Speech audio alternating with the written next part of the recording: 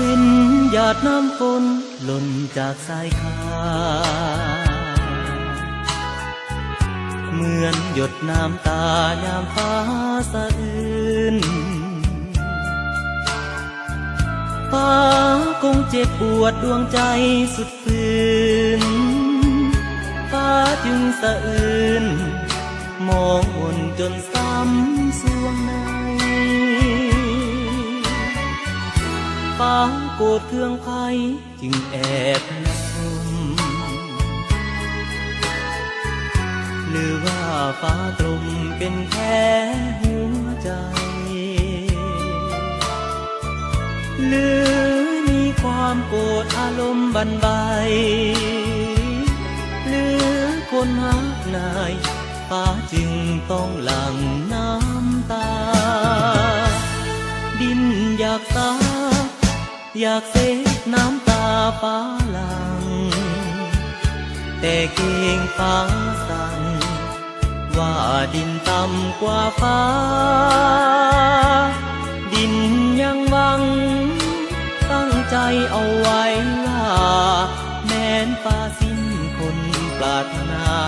จงน้อมลงมาดินจะประคองฟ้าอย่าโศกสันอย่าหวั่นเกรงกลัวดินจะสร้างตัวเป็นภูเขาทองฟ้าคงมีสุขยามเฮาเคียงสองฟ้าคงใสสองสิ้นความมองมนลึกไกล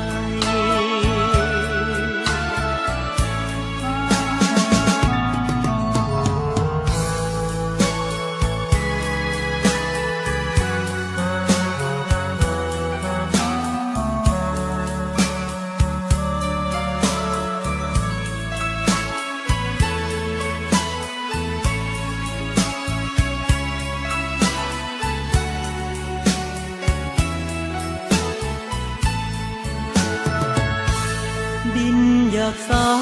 บอยากเสกน้ำตาฟ้าหลังแต่เกรงฟ้าสั่งว่าดินต่ำกว่าฟ้า